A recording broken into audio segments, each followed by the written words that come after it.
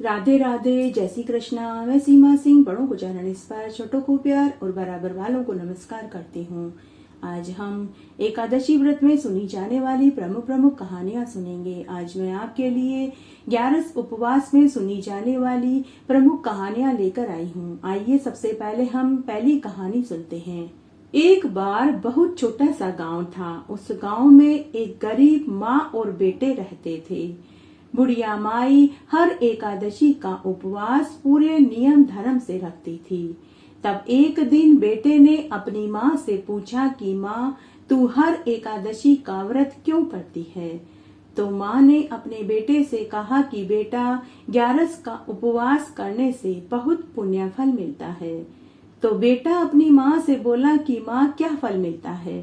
तो माँ बोली कि बेटा, यह तो मुझे नहीं मालूम। मुझे तो गांव के पुरोहित ने कहा था कि एकादशी का उपवास करने का बहुत पुण्य फल मिलता है, तभी से मैं एकादशी का उपवास कर रही हूँ। बेटा, शायद उसी ब्राह्मण को पता होगा कि 11 का उपवास करने का क्या फल मिलता है। तो बेटा अपनी माँ से बोला कि माँ, मैं गांव के पुरोहित से पूछ कर आता हूँ कि 11 का उपवास करने पर क्या फल मिलता है। तो बेटा घर से निकल पड़ा और ब्राह्मण के घर पहुंच गया और ब्राह्मण से बोला कि हे पंडित जी महाराज, आपने मेरी माँ को कहा था कि 11 का उपवास रखो, इसका बहुत पुण्य फल मिलता है। तो आप मुझे बताइए कि 11 का उपवास करने का क्या फल मिलता है। तो वह ब्राह्मण ठहरा सीधा साधा भोला भाला। वह बोला, बेटा यह तो मुझे भी नहीं मालूम, मैं तो गांव में सभी को जंतरी देख कर बताता हूँ। बेटा, जंतरी में 11 का फल मिलता है, बस यही लिखा हुआ है।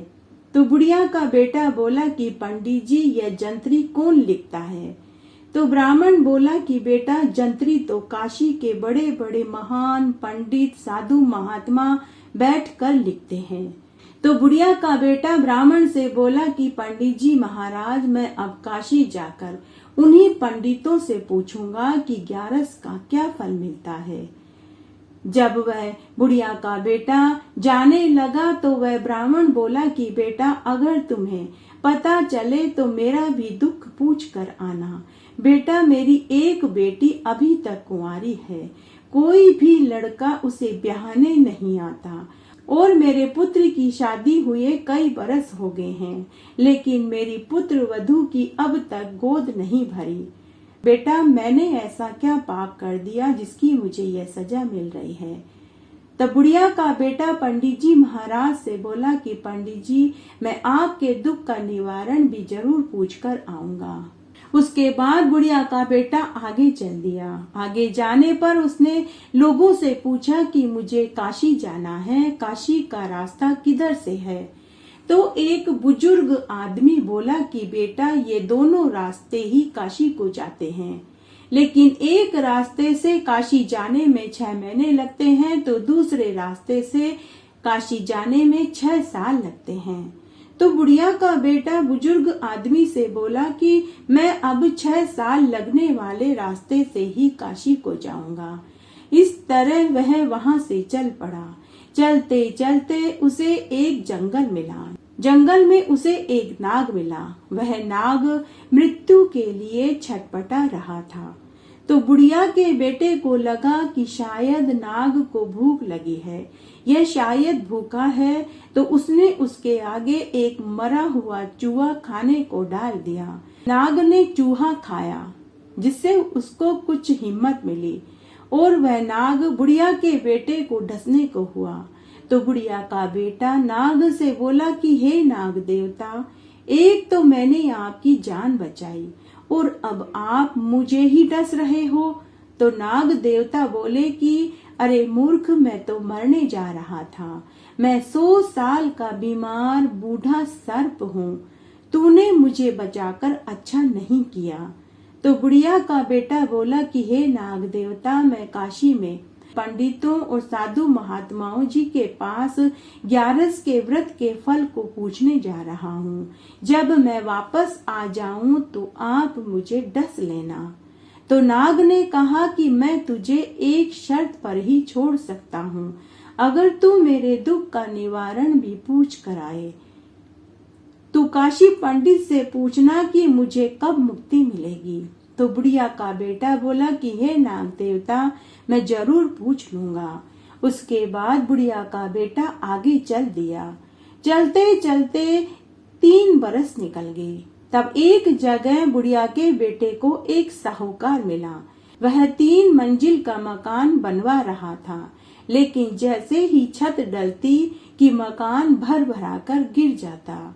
आखिर में थक हार कर वह साहूकार दुखी होकर अपने घर के मलबे के ऊपर बैठा हुआ था कि तभी बुढ़िया का बेटा उधर से गुजरा। तो साहूकार ने बुढ़िया के बेटे से पूछा कि बेटा तू कौन है, कहाँ से आया है और आगे कहाँ जा रहा है। तो बुढ़िया के बेटे ने उसे पूरी सच्चाई बताई। तो साहूकार बोला कि बेटा काशी तो बहुत दूर है, अगर तुम्हें काशी के पंडित मिले तो उनसे तुम मेरे दुख का निवारण भी पूछ कर आना। वो जंत्री में मेरा भविष्य, वर्तमान और भूतकाल शायद बता देवें। उनसे पूछना कि मैं अपने 3 पुत्रों के लिए 3 मंजिल का मकान बनवाना चाहता हूँ, लेकिन जैसे ही छत डलती है वह मकान भर भरा कर गिर जाता है। तो बुढ़िया के बेटे ने साहूकार से कहा कि मैं जरूर पूछ लूंगा। उसके बाद बुढ़िया का बेटा आगे चल दिया। पूरे समय वह जंगल के कंद मूल फल खाता और पानी पीकर रात्रि विश्राम किसी पेड़ के नीचे कर लेता। इस तरह समय बीतने लगा। इस तरह चलते चलते उसे 5 बरस बीत गए। इन 5 वर्षों में उसे जंगल, नदियां, तालाब, पहाड़, कंटीले रास्ते मिले, जिन्हें पार करते करते वह बुढ़िया का बेटा एक बार एक घने जंगल में पहुंच गया, जहां दिन के उजाले में भी रात रहती थी। भयानक, भयभीत कर देने वाली आवाजें आ और जा रही थी। कड़ाके की ठंड पड़ रही थी। ऊपर कैलाश पर बैठे माता पार्वती और महादेव जी यह सब कुछ देख रहे थे। उन्हें बुढ़िया के बेटे के ऊपर दया आ गई। उन्होंने अदृश्य रूप में आकर बुढ़िया के बेटे की मदद करी और उसे जंगल से बाहर कर दिया। उसके बाद बुढ़िया का बेटा काशी में पहुंचा। वह हर घर में जाकर पंडितों, ब्राह्मणों, साधु सन्यासियों से पूछता फिर रहा था कि 11 के व्रत का क्या फल मिलता है। वह सभी पंडितों, साधु संतों और महात्माओं से कह रहा था कि अगर आप लोग एकादशी के उपवास को श्रेष्ठ बताते हैं तो आप उसके फल को जंत्री में क्यों नहीं लिखते। तब किसी भी पंडित, ब्राह्मण, साधु, सन्यासी और किसी भी महात्मा ने कोई संतोषजनक जवाब बुढ़िया के बेटे को नहीं दिया। तब बुढ़िया का बेटा काशी मंदिर की सीढ़ियों पर जाकर दुखी होकर बैठ गया। 2 दिन तक वह इसी तरह भूखा प्यासा सोचता रहा कि बिना जवाब मिले मैं घर कैसे जाऊं और रास्ते में मिले ब्राह्मण, साहूकार व नाग देवता के दुख को किससे पूछूं। अगर मैंने नाग के दुख का निवारण उसे नहीं बताया तो वह नाग मुझे डस लेगा। ऊपर बैकुंठ में बैठे भगवान विष्णु से माता लक्ष्मी बोली कि हे प्रभु, कलयुग में एक ब्राह्मण का बेटा है, वह 2 दिन से भूखा प्यासा है। उसकी माँ हर एकादशी पर उपवास करती है। उसके बेटे को घर छोड़े 6 साल से अधिक समय हो गया है।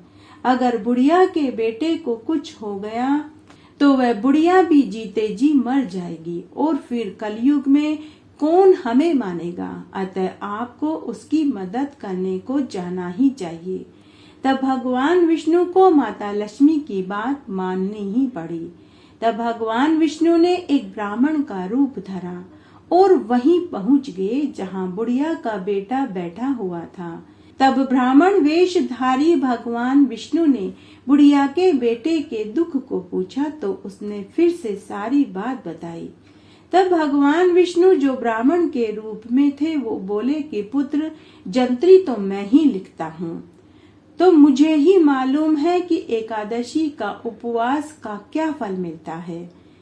ऐसा सुनते ही बुढ़िया का बेटा उनके चरणों में बैठ गया और बोला कि हे ब्राह्मण देव, आप मुझे बताइए कि 11 के उपवास का क्या फल मिलता है। तब भगवान विष्णु ने कहा कि पुत्र, 1000 अश्वमेध यज्ञ करवाने पर जो पुण्य मिलता है वही पुण्य फल मात्र एकादशी पर उपवास करने से ही मिल जाता है। जो मनुष्य एकादशी का उपवास करते हैं उन्हें मरते समय की पीड़ा नहीं उठानी पड़ती। उसके जीवन भर के सभी पाप पुण्य में बदल जाते हैं और उन्हें मरने पर यमदूत नहीं बल्कि विष्णु दूत दिखाई देते हैं। अगर व्रती मनुष्य को पितृ दोष है तो वह भी दूर हो जाता है। उसके पितर नरक में पड़े हैं तो उन्हें भी स्वर्ग सुख मिलता है और वे इंद्रलोक में सुधा का पान करते हैं।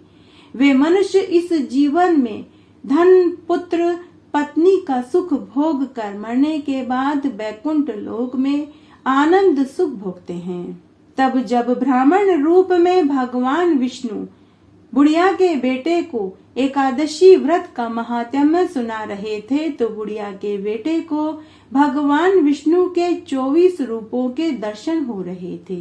तब अपने सामने भगवान को देखकर बुढ़िया का बेटा भगवान के चरणों में गिर पड़ा और बोला कि हे जगन्नाथ, हे पुंडरीकाक्ष, हे मधुसूदन, मुझे माफ कर दीजिए। आपने मुझे साक्षात दर्शन देकर मेरा जीवन सफल कर दिया। आज मुझे मेरी माँ के एकादशी के व्रत का फल मिला है। आपने मुझे न केवल दर्शन दिए बल्कि मुझे अपने मुखारबिंद से एकादशी का महात्म्य भी सुनाया। हे प्रभु, अब मैं जान गया हूँ कि एकादशी के व्रत का क्या पुण्य फल होता है। आज मुझे एकादशी व्रत की महिमा का पता चल गया है।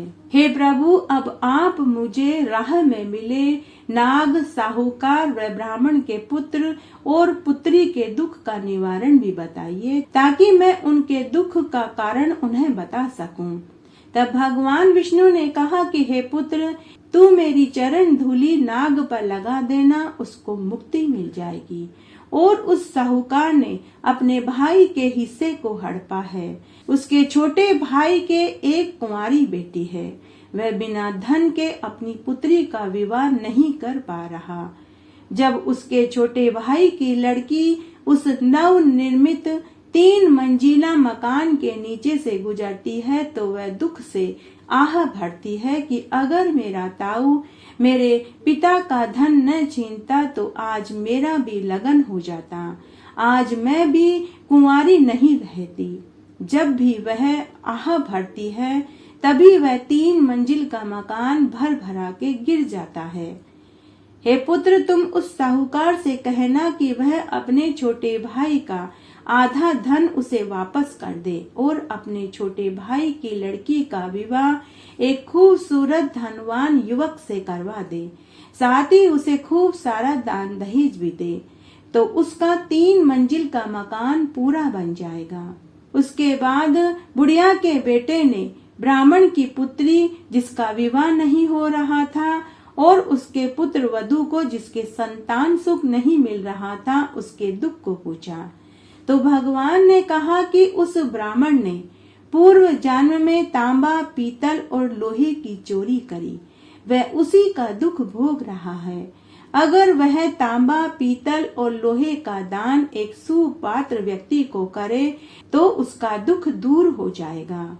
उसके बाद भगवान ने बुढ़िया के बेटे को आशीर्वाद दिया और अंतर्ध्यान हो गए। उसके बाद बुढ़िया का बेटा भगवान विष्णु की चरण धूलि अपने अंगोछे में बांधकर घर की ओर चल पड़ा। सबसे पहले घनघोर जंगल आया। उसमें 4 कदम चलते ही जंगल खत्म हो गया। बुढ़िया के बेटे को महान आश्चर्य हुआ कि पिछली बार जब इसी जंगल से आया था तो यह जंगल बहुत लंबा और घनघोर और भयभीत कर देने वाला था, लेकिन 4 कदम रखते ही यह जंगल कैसे खत्म हो गया। अभी वह आश्चर्य में पड़ा हुआ आगे चल ही रहा था कि उसे वही साहूकार मिला। साहूकार ने बुढ़िया के बेटे को देखते ही पूछा कि अरे भाई, क्या तुमने मेरे दुख का निवारण पूछा? तो बुढ़िया के बेटे ने साहूकार को भी पूरी सच्चाई बताई जो भगवान विष्णु ने कही थी।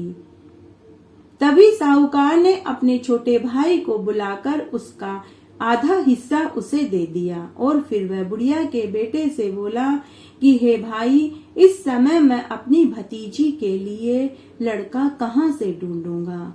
क्या तुम मेरे छोटे भाई की लड़की से विवाह करने को तैयार हो? तो बुढ़िया का बेटा राजी हो गया।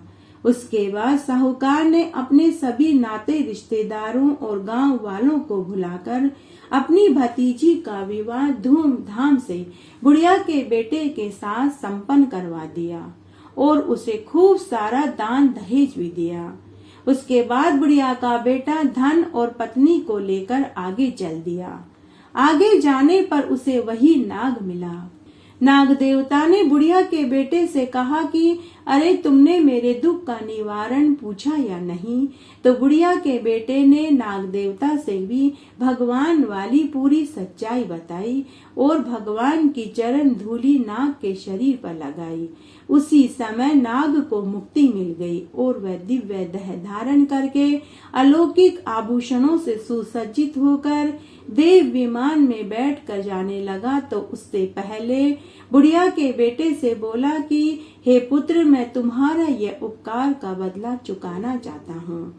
पुत्र, मेरी बांबी में एक हाथ की दूरी पर हीरे मोती सोने चांदी के सिक्कों से भरी एक थैली पड़ी है।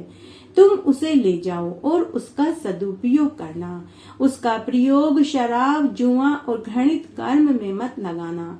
तुम्हारा भला होगा। तुम धनवान, पुत्रवान, चक्रवर्ती, यशस्वी राजा बनोगे। ऐसा आशीर्वाद देकर वह नाग देव विमान में बैठकर नागलोक में चला गया। उसके बाद बुढ़िया का बेटा धन और पत्नी को लेकर स्वयं के गांव में पहुंचा। सबसे पहले वह गांव के ब्राह्मण के घर गया और उसे भगवान वाली पूरी बात बताई। आपने पूर्व जन्म में तांबा, पीतल और लोहे की चोरी करी। उसी का पाप दोष आपको इस जन्म में भोगना पड़ रहा है। अब आप तांबा, पीतल और लोहे का दान सुपात्र व्यक्ति को करो। उससे आपकी पुत्री का विवाह भी शीघ्र हो जाएगा और आपकी पुत्र वधू को संतान सुख की प्राप्ति भी होगी। तब ब्राह्मण ने ऐसा ही किया। ऐसा करने से ब्राह्मण की पुत्री का शीघ्र विवाह हो गया और उसकी पुत्र वधू को भी 2 सुंदर जुड़वा पुत्र पैदा हुए। उधर बुढ़िया का बेटा धन और पत्नी को लेकर अपने घर पहुंचा। उसने देखा कि उसके 2 कमरों का टूटा फूटा मकान सुंदर महल में बदल चुका था। पूरे घर में अन्न धन के ढेर पड़े थे। बुढ़िया अपने बेटा, बहू व धन को पाकर बहुत खुश हुई। बुढ़िया को उसके एकादशी के व्रत का फल मिला। हे विष्णु भगवान, जैसे आपने बुढ़िया और बुढ़िया के बेटे को एकादशी के व्रत का फल दिया, वैसे सबको देना। कहानी कहने वाले को, सुनने वाले को और हुक्कारा भरने वाले को। घटती हो तो पूरी हो, पूरी हो तो परवान चढ़े, भूले बिसरे नाम तेरे भंडार में भरे। आइए अब हम एकादशी की दूसरी कहानी सुनते हैं। एक बार एक राजा थे, उनका नाम अम्बरीश था। वे भगवान विष्णु के परम भक्त थे। तब एक बार की बात है, हमेशा की तरह राजा अम्बरीश ने एकादशी का उपवास रखा। दूसरे दिन, पारण के दिन, उन्होंने स्वयं अपने हाथ से रसोई में चावल भात बनाए। राजा अम्बरीश बड़े ही प्रतापी राजा थे। उनके खूब नौकर, चाकर, दास दासियां, हाथी, घोड़े, ऊंट, चतुर्गनी सेना थी। लेकिन उन सब के होते हुए भी वे स्वयं भगवान की सेवा में भोग स्वयं बनाते, स्वयं ही मंदिर की झाड़ू बुहारी करते। भगवान का श्रृंगार फूलों से, हीरे मोती और स्वर्ण आभूषणों से करते। तब द्वादशी के दिन हमेशा की तरह दुर्वासा मुनि राजा अम्बरीश के यहाँ भोजन करने के लिए आने वाले थे, लेकिन उन्हें आने में देर हो गई। पारण का समय निकल रहा था तो राजा अम्बरीश ने शालिग्राम भगवान के चरणामृत में तुलसी दल डालकर पी लिया। उसके बाद जब दुर्वासा मुनि अपने 88,000 शिष्यों के साथ राजा अम्बरीश के महल में भोजन करने पहुंचे तो उन्हें अपने अंतर्ज्ञान से पता चल गया कि राजा अम्बरीश ने उन्हें भोजन कराए बिना पहले ही संपारणा कर लिया। तो दुर्वासा मुनि क्रोधित हो गए और वे राजा अम्बरीश से बोले कि हे राजन, तुमने मुझे भोजन पर बुलाया और मेरे भोजन करने से पहले ही तुमने पारणा करके मुझे अपमानित किया। तब दुर्वासा मुनि ने क्रोधित होकर अपनी जटा को उखाड़ कर धरती पर पटका तो उसमें से एक राक्षसी पैदा हुई जिसका नाम कृत्या था। राक्षसी प्रकट होते ही दुर्वासा मुनि से हाथ जोड़कर बोली कि हे देव, बताइए क्या आज्ञा है। तो दुर्वासा मुनि ने कृत्या राक्षसी से कहा कि जाओ तुम उस दुष्ट राजा अम्बरीश के प्राणों को हर लो। तो राक्षसी राजा अम्बरीश को मारने पहुंची, लेकिन उस राजा अम्बरीश की रक्षा हमेशा विष्णु भगवान का सुदर्शन चक्र करते थे। तब उस सुदर्शन चक्र ने पहले कृत्या की गर्दन काटी और फिर वे दुर्वासा मुनि के और उनके शिष्यों के पीछे पड़ गए। तब सभी 88,000 शिष्य जान बचाकर 10 दिशाओं में भाग निकले। उधर सुदर्शन चक्र दुर्वासा मुनि के पीछे पड़ गया। तब दुर्वासा मुनि वहां से अंतर्ध्यान हो गए और जान बचाकर भगवान शंकर के पास कैलाश पर पहुंच गए और बोले कि हे देव, अब आप ही मुझे भगवान विष्णु के सुदर्शन चक्र से बचाइए। तब भगवान शंकर बोले कि हे दुर्वासा मुनि, आपने मेरे भगवान से पंगा लिया है, मैं अब आपकी कोई मदद नहीं कर सकता। अगर आपने किसी और का या मेरा ही बिगाड़ा होता तो मैं आपकी मदद करता, लेकिन आपने तो मेरे ही भगवान से पंगा लिया है तो मैं आपकी कोई मदद नहीं कर सकता। उसके बाद दुर्वासा मुनि ब्रह्मलोक में ब्रह्मा जी के पास मदद के लिए पहुँचे। तब ब्रह्मा जी ने दुर्वासा मुनि से कहा कि हे ऋषिवर, अब आपकी मदद तो स्वयं नारायण ही कर सकते हैं। तब दुर्वासा मुनि भगवान विष्णु के पास विष्णु लोक में पहुँचे। तब विष्णु भगवान मुस्कुराते हुए दुर्वासा मुनि से बोले कि हे मुनिवर, अगर आपने मेरा कुछ बिगाड़ा होता तो शायद मैं आपको माफ भी कर देता, लेकिन आपने मेरे भक्त को कष्ट पहुंचाया है। मेरे उस भक्त को कष्ट दिया जो मुझे सबसे अधिक प्रिय है। मेरा वह भक्त मुझे प्रसन्न करने के लिए कुछ भी करने को तैयार रहता है। तब दुर्वासा मुनि विष्णु भगवान से बोले कि हे ईश्वर, अब आप ही बताइए कि उस सुदर्शन चक्र को रोकने का क्या उपाय है। तब भगवान विष्णु फिर से मुस्कुराते हुए बोले कि हे ऋषिवर, उस सुदर्शन चक्र को तो खुद मेरा भक्त अम्बरीश ही रोक सकता है। उसी समय दुर्वासा मुनि पुनः राजा अम्बरीश के महल में गए और उनके चरणों में प्रणाम करने लगे। तब राजा अम्बरीश दुर्वासा मुनि से बोले कि हे ऋषिवर, आप मेरे चरण पकड़कर क्यों मुझे पाप का भागी बना रहे हैं। तब दुर्वासा मुनि बोले कि हे राजन, अब आप ही सुदर्शन चक्र को मेरी तरफ आने से रोक सकते हैं और मेरी गर्दन कटने से बचा सकते हैं। तभी सुदर्शन चक्र वहां पहुंच गया। तब राजा अम्बरीश ने सुदर्शन चक्र की स्तुति करी और हाथ जोड़कर विनती करी, हे विष्णु भगवान के हाथों में सुसज्जित रहने वाले सुदर्शन चक्र, अब आप कृपया करके अपना क्रोध शांत करिए और दुर्वासा मुनि को माफ कर दीजिए। उसी क्षण सुदर्शन चक्र शांत हो गया और पुनः स्वर्गलोक में चला गया। आइए अब हम एकादशी की तीसरी कहानी सुनते हैं। आइए आज हम एकादशी की एक पौराणिक कहानी सुनते हैं। एक गांव में 2 पक्की सहेलियां थीं।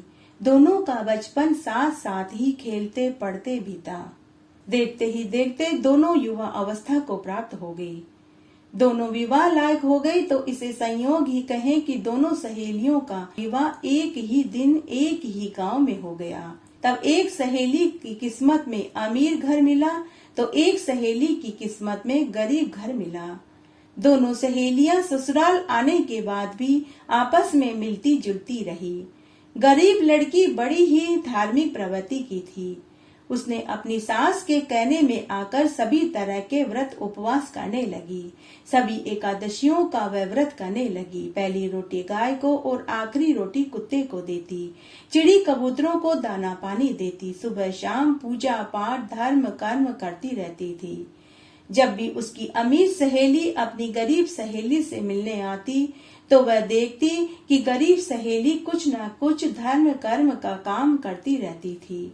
तो अमीर सहेली अपनी गरीब सहेली से चिढ़ने लगी। तब अमीर सहेली अपनी गरीब सहेली से कहती कि अरे सखी, जब भी मैं तेरे घर आती हूँ तो कुछ न कुछ करती रहती है, क्या फालतू के कामों में लगी रहती है। लेकिन गरीब सहेली अपनी अमीर सहेली की बात को हंसकर टाल देती। इस तरह समय बीतने लगा। दोनों सहेलियों को दो दो पुत्र हुए। देखते ही देखते कई बरस बीत गए। बच्चों के भी विवाह हो गए। अब दोनों सहेलियां वृद्धावस्था को प्राप्त हो चुकी थी। लेकिन अमीर सहेली ने कोई दान धर्म कोई व्रत उपवास नहीं किया, जबकि गरीब सहेली हर एकादशी का व्रत करती रही और एक दिन उसने एकादशी के व्रत का उद्यापन भी कर दिया। गरीब सहेली ने गौदान किया, ब्राह्मण की बेटी का कन्यादान किया, तुलसी विवाह करवाया, पीपल पतवारी सींचती, तुलसी जी के दीपक लगाती, सूर्य नारायण भगवान को अर्घ्य देती। यह उसका रोज का नित्य का नियम था।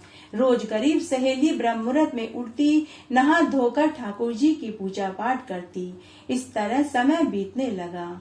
गरीब सहेली अपनी सामर्थ्य अनुसार जितना दान कर सकती थी वह उतना दान करती रही।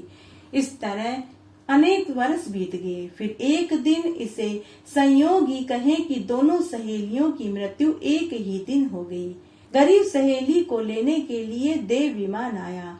गरीब सहेली देव विमान में बैठकर धर्मराज जी की नगरी में पहुंची।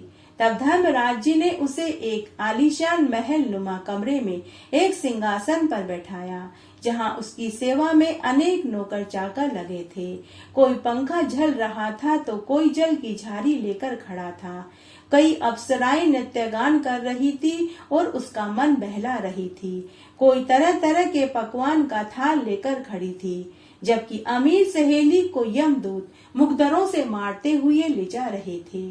तब यम मार्ग की पीड़ा अमीर सहेली से बर्दाश्त नहीं हुई तो थोड़ी देर में उसने यमदूतों से भोजन मांगा और पानी मांगा। तो यमदूत अमीर सहेली से बोले कि अरे, तूने अपने जीवन काल में किसी गरीब को भोजन खिलाया होगा तो तुझे भोजन मिलेगा, किसी प्यासे को तूने पानी पिलाया होगा तो तुझे पानी मिलेगा। अगर तूने मृत्यु लोक में यह कर्म नहीं करे तो तुझे यहाँ भोजन और पानी कैसे मिल सकता है। अमीर सहेली यह सुनकर दुखी हो गई। अमीर सहेली को यम मार्ग के कठिन दुख देखने पड़ रहे थे। कहीं गहरी अंधेरी लंबी लंबी गलियों से उसे गुजरना पड़ रहा था, कहीं कांटे के मार्ग पर नंगे पांव चलना पड़ रहा था। तब अमीर सहेली फिर से यमदूतों से बोली कि हे यमदूतों, इन अंधेरी गलियों में से क्यों लेकर चल रहे हो? थोड़ी सी रोशनी तो कर दो। मुझे कांटों के रास्तों से क्यों लेकर चल रहे हो? मुझे पाँव में पहनने के लिए जूते चप्पल तो दे दो। फिर से यमदूत अमीर सहेली के ऊपर हंसते हुए बोले कि अरे बुढ़िया माई, तूने कभी भगवान के आगे दिया बाती किया हो तो तुझे भी यम मार्ग में रोशनी मिलती। तूने अपने जीवन काल में किसी ब्राह्मण को जूता छतरी छड़ी दान में दी होती तो तुझे भी यम मार्ग में पहनने को जूते मिलते। उस समय अमीर सहेली को बड़ा दुख हुआ। वह मनी मन सोचने लगी कि मैं कितनी मूर्ख थी, मेरे पास सब कुछ था, सब होते हुए भी मैंने कोई दान धर्म नहीं किया। मैं कितनी स्वार्थी थी। ऐसा सोचते सोचते वह धर्मराज जी की नगरी में पहुंच गई। धर्मराज जी की नगरी सोने चांदी से जड़ी हुई थी। तभी अमीर सहेली ने देखा कि वहां अनेक लोग थे जो अपने अपने कर्मों का फल भोग रहे थे। कोई अग्नि कुंड में उल्टा लटके हुए था तो किन्हीं को तमोग नाम के कीड़े मकोड़े काट रहे थे, तो कुछ लोग सर्प के कुंड में पड़े थे और जोर जोर से रो और चिल्ला रहे थे। कुछ लोग गरम तेल के कड़ाह में छटपटा रहे थे। यह सब देख कर अमीर सहेली डर गई। और वह अपनी बारी का इंतजार करने के लिए लाइन में खड़ी हो गई। तभी अमीर सहेली की नजर अपनी गरीब सहेली पर पड़ी, जो आलीशान महल नुमा कमरे में सिंहासन पर बैठी हुई थी। लोग उसकी सेवा टहल कर रहे थे। आज अमीर सहेली को भी पता चल गया कि क्यों गरीब सहेली दान धर्म किया करती थी।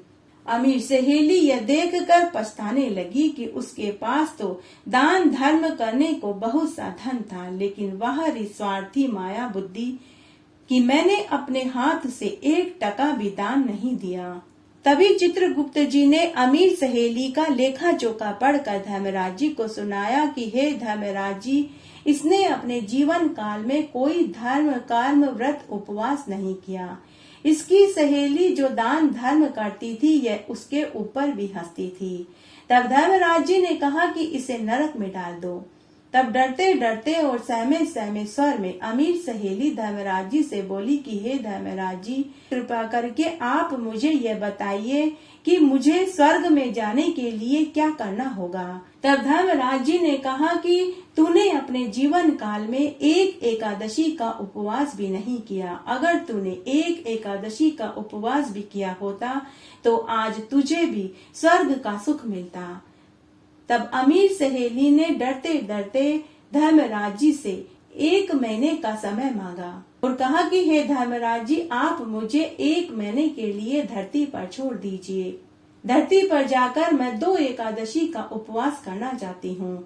उपवास करने के बाद अगर आप मुझे नरक में भी डालेंगे तो मैं नरक में जाने को भी तैयार हूँ। उसके बाद धर्मराज जी ने उसकी आत्मा को उसके मृत शरीर में छोड़ दिया। नीचे उसे जलाने की तैयारी हो रही थी। जैसे ही उसके मृत शरीर में हलचल हुई तो उसके बेटा पोते बहुत खुश हुए। घर आने के बाद उसने अपने बेटा पोते और बहुओं को पूरी बात बताई और उसने कहा कि मुझे धर्मराज जी ने 1 महीने का समय दिया है। मैं इस 1 महीने में 2 एकादशी का उपवास करूंगी ताकि मुझे मरने के बाद स्वर्ग मिल सके। उसके बाद उस अमीर सहेली ने 1 महीने में खूब दान धर्म किए। गरीब ब्राह्मण की कन्याओं के विवाह करवाए, गरीबों जरूरतमंदों को अन्न वस्त्र रुपया दान में दिया और महीने की दोनों एकादशियों का विधि पूर्वक उपवास किया। 1 महीने में वह जितना दान कर सकती थी उसने खूब दान पुण्य किए। फिर अमीर सहेली ने अपने बेटे और पोतों से कहा कि अगर मैं 1 महीने के पहले ही मर जाऊं तो मेरे मरने के बाद गांव में प्याऊ खुलवाना, धर्मशाला खुलवाना और गरीब ब्राह्मण बेटियों के विवाह करवा देना। इस तरह 1.25 महीना पूरा हो गया। 1.25 महीना पूरा होते ही अमीर सहेली की मृत्यु हो गई। इस बार स्वयं धर्मराज जी विमान लेकर उसे लेने के लिए आए। इस तरह अमीर सहेली ने भी 2 एकादशी का व्रत करके और खूब दान धर्म करके अपनी गरीब सहेली के पास पहुंच गई। उसे भी वो सब सुख मिला जो कि गरीब सहेली को मिला था। करती हो तो पूरी हो तो परवान चढ़े, भूले बिसरे नाम तेरे भंडार में भरे। आइए अब हम 11 में सुनी जाने वाली पुण्य कहानी सुनते हैं। नारद मुनि बड़े ही तपस्वी व ज्ञानी ऋषि थे, जिनके ज्ञान और तप की सभी प्रशंसा करते थे, लेकिन उनको एक बार अभिमान हो गया। शास्त्रों में कहा गया है कि अहंकार तो बड़े बड़ों के लिए भी हानिकारक सिद्ध हुआ है। इसी अहंकार की वजह से एक बार नारद मुनि को बंदर बनना पड़ा। आइए आज हम उस कथा को विस्तार से सुनते हैं। एक बार शिव जी ने माता पार्वती जी को बताया कि हे गोरा, एक बार नारद मुनि को भी बंदर बनना पड़ा था। तो माता पार्वती जी ने महादेव जी से कहा कि हे प्रिय, आप मुझे उस कथा को विस्तार से सुनाइए।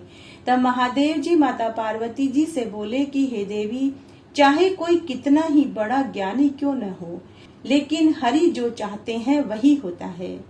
नारद मुनि को एक बार अपने तप, बल और बुद्धि पर अभिमान हो गया।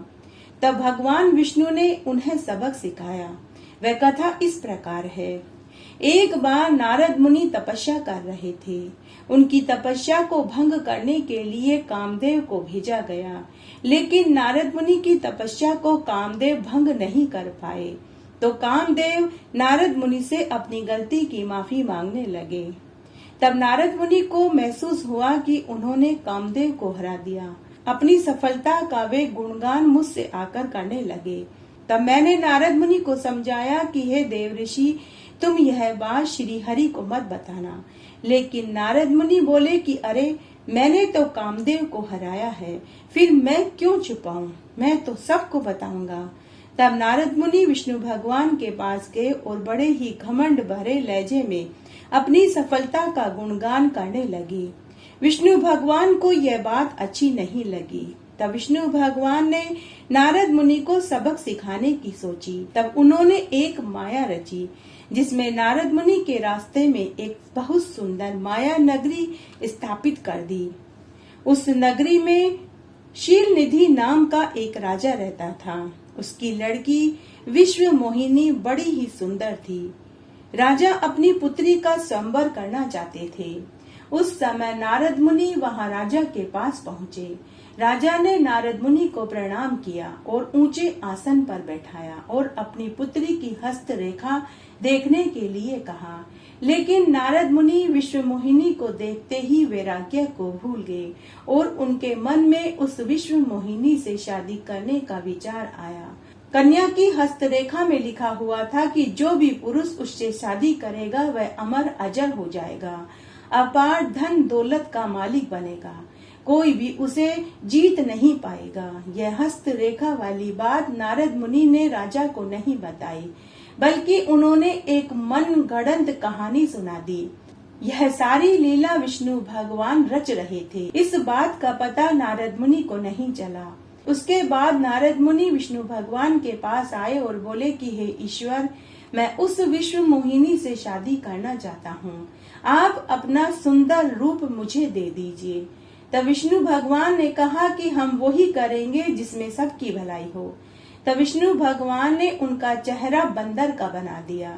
नारद मुनि जी समझ रहे थे कि वे बहुत सुंदर लग रहे हैं। उनकी बातें महादेव जी के 2 गण भी सुन रहे थे। उस शादी में सभी राजकुमारों, स्त्री पुरुष, प्रजाजनों के साथ सभी देवता, ऋषि मुनि भी गए। विष्णु भगवान भी एक राजा का वेश बना करके उस स्वयंवर में पहुंच गए। वहीं पर शिव जी के दोनों गण भी पहुंच गए।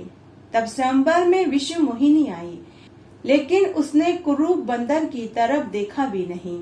उसके बाद वह विश्व मोहिनी राजा रूप में विष्णु भगवान जी के पास गई और उनके गले में वरमाला डाल दी। उसके बाद वहीं पर खड़े शिव जी के दोनों गण नारद मुनि के पास गए और बोले कि आप अपना रूप दर्पण में जरूर देखिए। उसके बाद नारद मुनि ने वहां दर्पण देखा, लेकिन कहीं दिखाई नहीं दिया।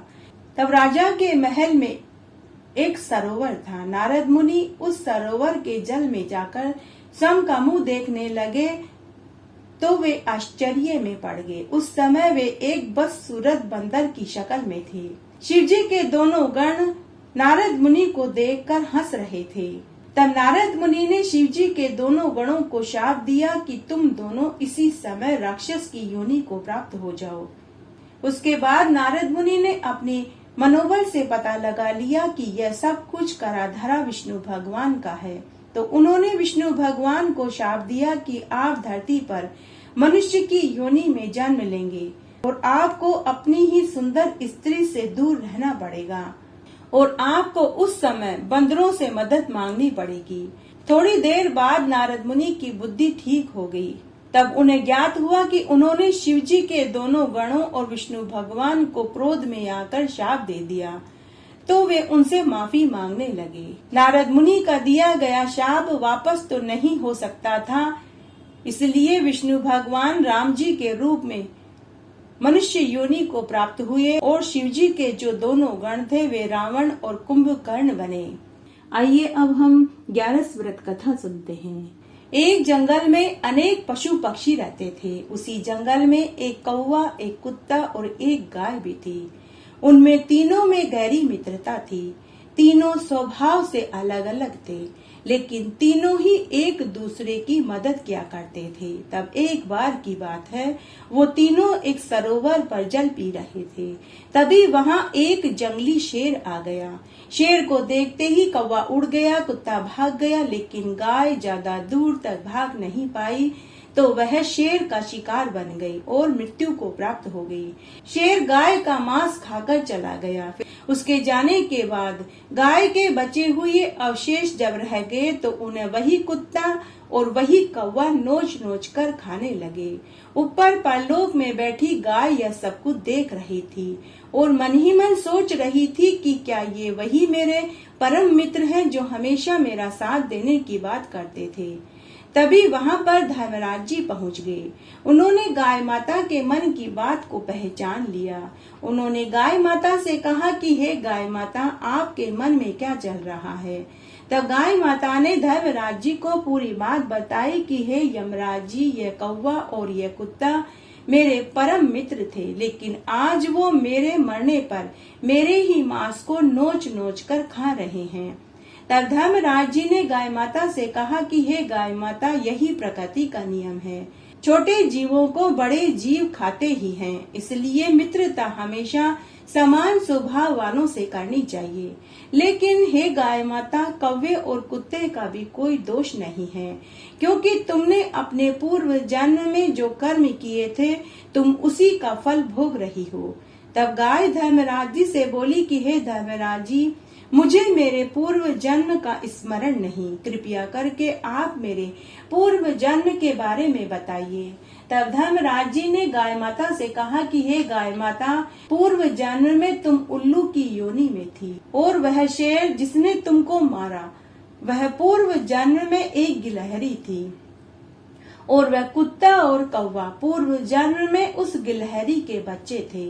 एक बार जब गिलहरी अपने दोनों बच्चों के लिए भोजन लेने के लिए गई तो तुमने, अर्थात जब तुम उल्लू की योनि में थे, तुमने गिलहरी के बच्चों को उसके पीछे से खा लिया। थोड़ी देर के बाद जब गिलहरी अपने बच्चों के लिए भोजन लेकर आई और उसे उसके बच्चे घोंसले में नहीं मिले तो उसे बहुत दुख हुआ और वह तड़प तड़प कर मर गई। उसी गिलहरी और उसके बच्चों ने तुमसे इस जन्म में बदला लिया है। सभी को अपने कर्मों का फल भोगना ही पड़ता है, चाहे वह मनुष्य हो, पशु पक्षी हो, जीव जिनावर हो या कीट हो। तब गाय धर्मराज जी से बोली कि हे धर्मराज जी, जब मैंने पूर्व जन्म में उल्लू की योनि में ऐसा घोर पाप किया तो फिर मुझे गाय की योनि क्यों मिली। तब धर्मराज जी ने कहा कि हे गौ माता, तुमने बहुत अच्छा प्रश्न किया है। पूर्व जन्म में तुम उल्लू की योनि में थी, तब तुम भृंगु मुनि के आश्रम में एक पेड़ के कोटर में रहते थे। वहाँ आश्रम में रोज मंत्रों का जाप होता था, गीता रामायण बांची जाती थी। मंत्रों से वह आश्रम गुंजायमान रहता था। वे मंत्र तुम्हारे कानों में पड़ते थे। तुम रोज वहाँ आश्रम में मंत्रों की ध्वनि को सुनते रहते थे। जब तुम 200 बरस के बाद मरे तब एक दिन भृंगु मुनि उसी पेड़ के नीचे आकर बैठे तो उन्हें मरे हुए पशु पक्षी की दुर्गंध आई। तब भृंगु मुनि ने अपने शिष्यों से कहा कि तुम लोग देखो कि इस पेड़ की कोटर में कोई जीव पशु पक्षी कीट तो मरा हुआ नहीं है। तब शिष्यों ने देखकर बताया कि गुरुजी, इस पेड़ की कोटर में एक उल्लू मरा पड़ा है, उसी की दुर्गंध उस कोटर से आ रही है। तब भृंगु मुनि ने अपने शिष्यों से कहा, तुम लोग उस मरे हुए उल्लू को नीचे उतारो, गंगा जल से स्नान कराओ और इसकी अंतिम क्रिया करो। तब भृंगु मुनि ने स्वयं अपने हाथों से तुम्हें, अर्थात जब तुम उल्लू थे तब गंगा जल से स्नान कराया और तुम्हारी अंतिम क्रिया मंत्रों से संपन्न करवाई। इसी से तुम इस जन्म में गाय की योनि को प्राप्त हुए हो।